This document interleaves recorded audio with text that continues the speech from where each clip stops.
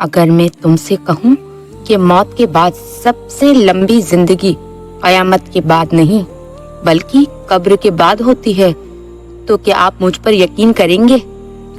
روح جسم سے نکلنے کے بعد فوراً نہ تو جنت میں جاتی ہے اور نہ ہی دوزخ میں، بلکہ ایک ایسی دنیا میں داخل ہوتی ہے جس کا نام ہے برزخ، اور یہیں سے شروع ہوتا ہے انسان کا وہ سفر جس کے بارے میں زیادہ تر لوگوں نے کبھی نہیں سوچا۔ تو لاسٹ تک میرے ساتھ بنے رہیے، کیونکہ آج میں آپ کو برزخ کی وہ بات بتاؤں گی جو اکثر بیان نہیں کی جاتی ہے۔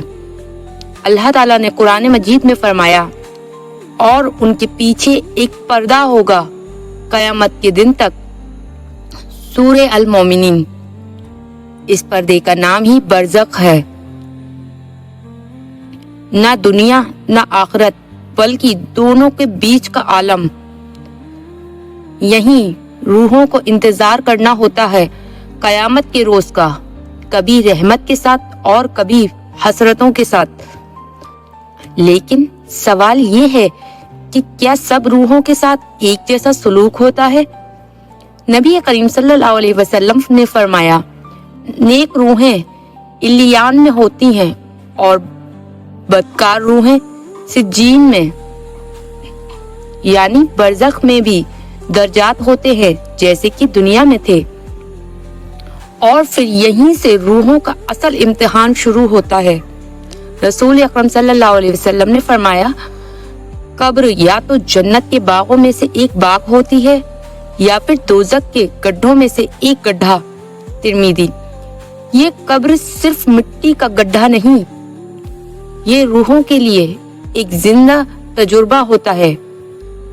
کسی کے لیے قبر روشنی بن جاتی ہے اور کسی کے لیے سانس لینا بھی مشکل ہو جاتا ہے۔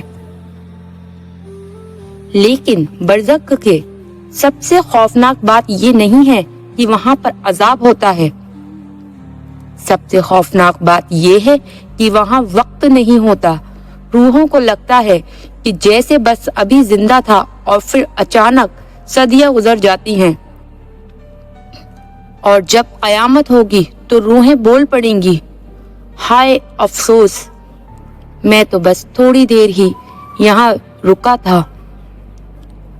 برزخ صرف انتظار کا نام نہیں، یہ یاد دہانی ہے کہ اصل زندگی ابھی شروع بھی نہیں ہوئی ہے۔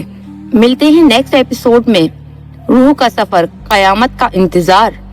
اور اگر آپ جاننا چاہتے ہیں کہ برزخ کے بعد کیا ہوتا ہے تو اس ویڈیو کو لائک کیجیے اور راہ جنت کو ضرور سبسکرائب کیجیے۔ جزاک اللہ خیر۔